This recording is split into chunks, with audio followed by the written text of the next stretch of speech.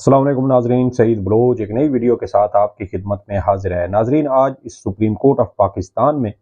फ़ौजी अदालतों में आम शहरियों के ट्रायल से मुतल्लिक दायर अपीलों पर समाअत हुई। इस समाअत की दो तीन बड़ी अहम खबरें हैं। सबसे बड़ी खबर तो ये है कि सुप्रीम कोर्ट ऑफ पाकिस्तान ने पीटीआई से ताल्लुक़ रखने वाले 20 मुल्ज़मान जो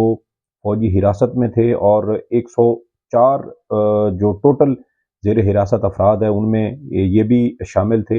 इनको ईद से पहले बरी करने का हुक्म दिया है। इसके अलावा ये एक तरह से जो इन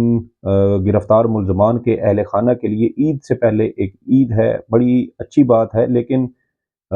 इस वीडियो में आपको ये भी बताएंगे कि ये जो 20 लोग रिहा हुए हैं इसमें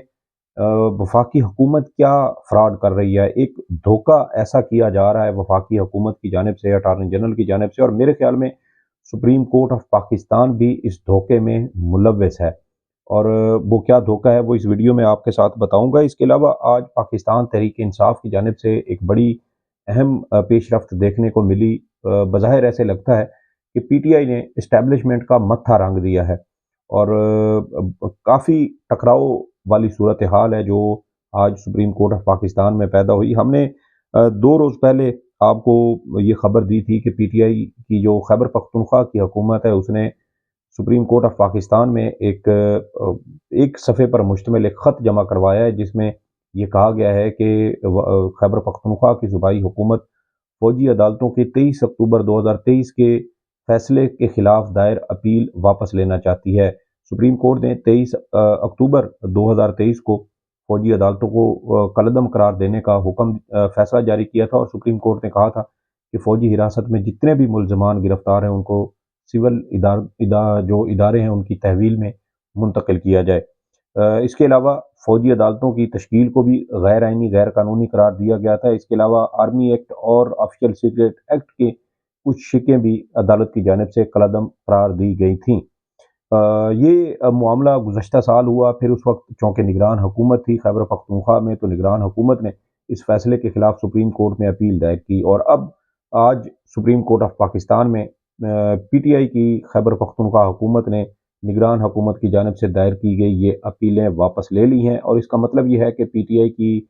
सूबाई हुकूमत 23 अक्टूबर 2023 के उस फैसले को तस्लीम करती है जिसमें सुप्रीम कोर्ट के 5 रुकनी लार्जर बेंच ने फ़ौजी अदालतों की तश्कील को गैर आइनी करार दिया था। ये बड़ी अहम डेवलपमेंट है।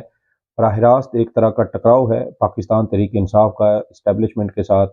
इससे पहले इमरान खान ने इस्टेब्लिशमेंट के दबाव को मुस्तरद करते हुए अली अमीन गंडापुर को केपी का वज़ीर आला मुंतखब किया और फिर अब इस्टेब्लिशमेंट की तमाम तर मुखालफत के बावजूद ये फ़ौजी अदालतों को कलअदम करार देने के फैसले के खिलाफ दायर अपीलें भी वापस लेने का फैसला किया गया है। काफ़ी अहम पेशरफ्त है और सुप्रीम कोर्ट ने पीटीआई की ये इस्तदा मंजूर कर ली है और उनकी जो दरख्वास्तें हैं वो अब वापस जो है वो तसव्वुर होंगी।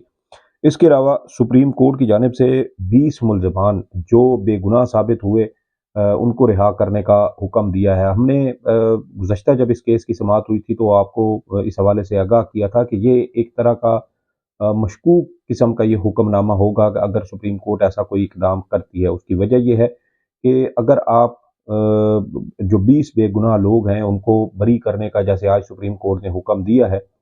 लेकिन इसका मतलब ये है कि सुप्रीम कोर्ट ने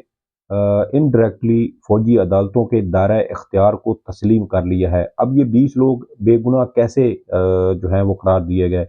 इनके खिलाफ फ़ौजी अदालतों में केस चला, शवाहिद नाकाफ़ी थे और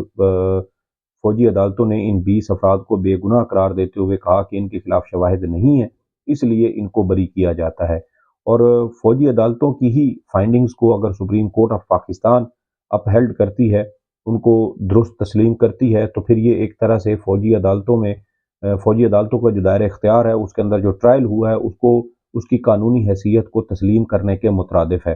हालांकि 23 अक्टूबर 2023 को सुप्रीम कोर्ट के 5 रुकनी लार्जर बेंच ने फ़ौजी अदालतों के क़याम को ही गैर आइनी गैर कानूनी करार दिया था, लेकिन उस वक्त जस्टिस एजाजुल एहसन साहब की सरबराही में 5 रुकनी लार्जर बेंच था और साबिक़ की जो है वो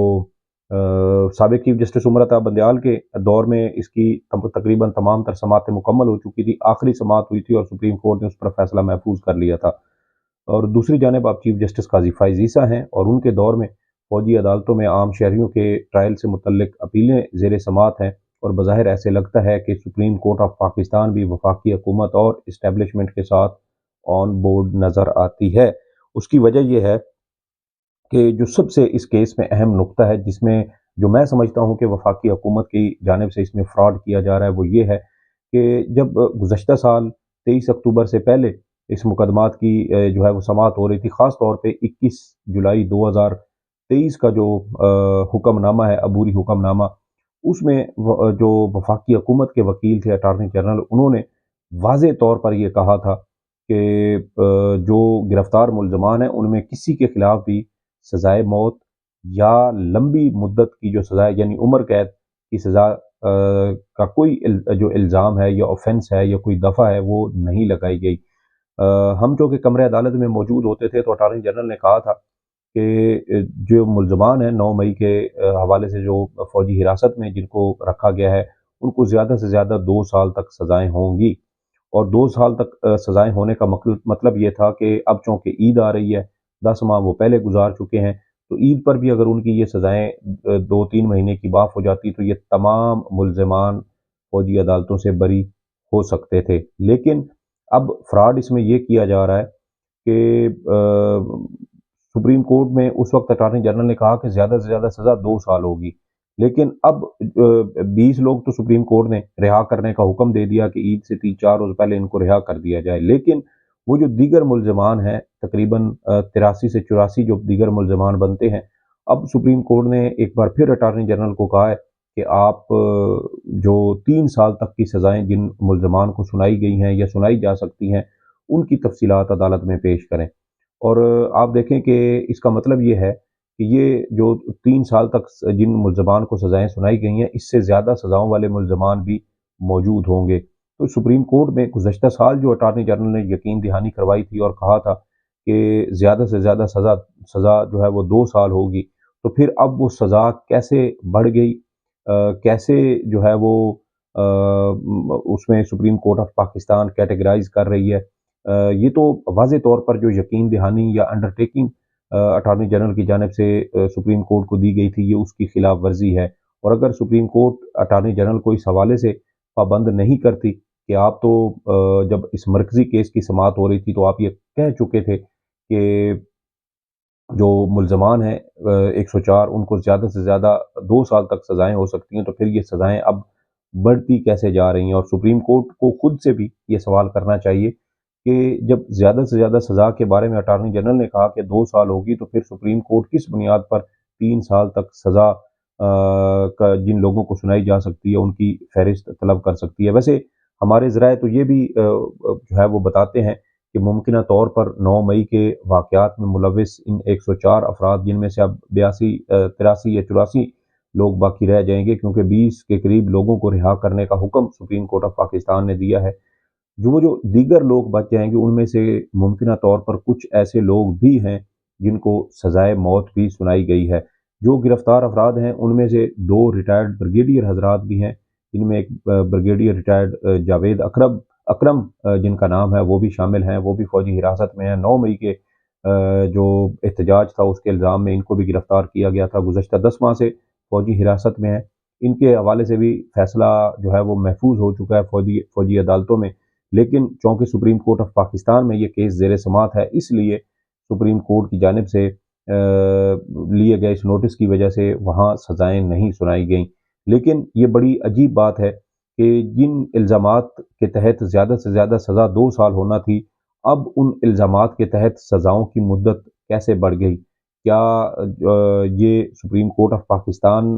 जो है वो इस मामले को देखेगी? मेरे ख़्याल में ज़रूर देखना चाहिए, क्योंकि ये तमाम लोग ईद पर बरी हो सकते थे, अगर फ़र्ज़ करें कि सुप्रीम कोर्ट फ़ौजी अदालतों के दायरे इख्तियार को तस्लीम भी करती है। मेरे ख़्याल में सुप्रीम कोर्ट भी इस तमाम तर मामले में ऑन बोर्ड नज़र आती है और सुप्रीम कोर्ट का ये इक़दाम काफ़ी ज़्यादा मशकूक है कि सुप्रीम कोर्ट कैटेगराइज़ करके लोगों के तफ़सीलात जो है वो तलब कर रही है और एट द एंड شاید کچھ ایسے لوگ رہ جائیں گے جن کے بارے میں اٹارنی جنرل سپریم کورٹ کو کہیں گے کہ ان لوگوں کے الزامات یا ان کے جرائم سنگین ہیں، اس لیے ان کو سزائیں دینا ضروری ہے، ان کو رہا نہیں کیا جا سکتا۔ جو بینچ کی کمپوزیشن ہے وہ بھی کافی زیادہ کمزور ہے، جونیئر ججز پر مشتمل یہ بینچ بنایا گیا ہے، جبکہ سینئر ججز کو اس بینچ میں شامل نہیں کیا گیا۔ جسٹس اطہر من اللہ اور جسٹس جمال مندوخیل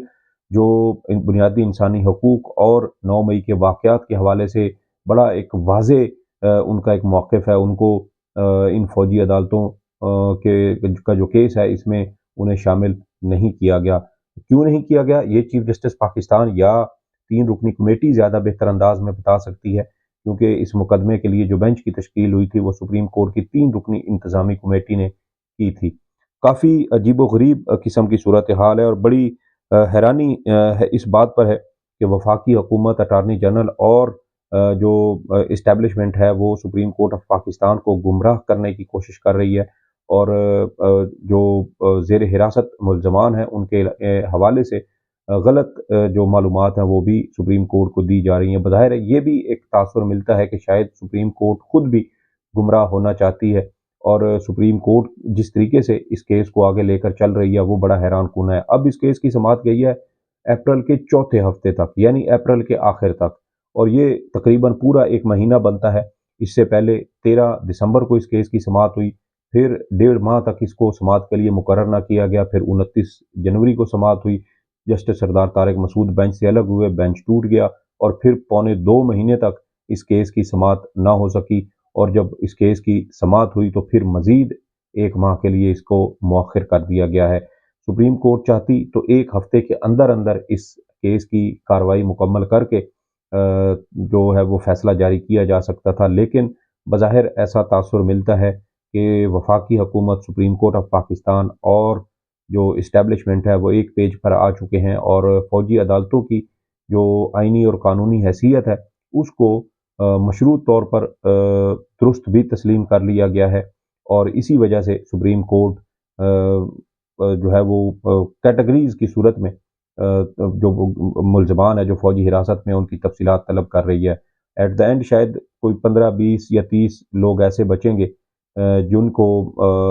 سخت سزائیں سنائی گئی ہوں گی، ان سزاؤں کی مدت زیادہ بھی ہو سکتی ہے، لیکن سپریم کورٹ کی اپنی ساکھ کا معاملہ ہے کہ سپریم کورٹ اس معاملے کو دیکھے کہ جس کیس میں زیادہ سے زیادہ سزا 2 سال ہو سکتی تھی، اس مقدمے میں سزاؤں کی جو مدت ہے وہ کیسے بڑھائی جا رہی ہے یا بڑھائی گئی ہے، کیونکہ ٹرائل تو مکمل ہو چکے ہیں، صرف فیصلہ سنانا باقی ہے، اور ٹرائل مکمل ہونے کی صورت میں سپریم کورٹ تفصیلات منگوائے تو یہ ضرور دیکھے کہ جو سزا کی مدت ہے دفعات وہی ہیں، تو پھر سزا کی مدت بڑھ کر 2 سال سے زیادہ کیسے ہو گئی ہے۔ بہرحال اس کیس کی سماعت اب آئندہ ماہ اپریل کے چوتھے ہفتے تک گئی ہے، جب یہ کیس دوبارہ سپریم کورٹ میں سماعت کے لیے مقرر ہوگا۔ جو بھی پیش رفت ہوگی وہ آپ کے ساتھ شیئر کریں گے۔ سعید بلوچ کو اجازت دیں، اللہ حافظ۔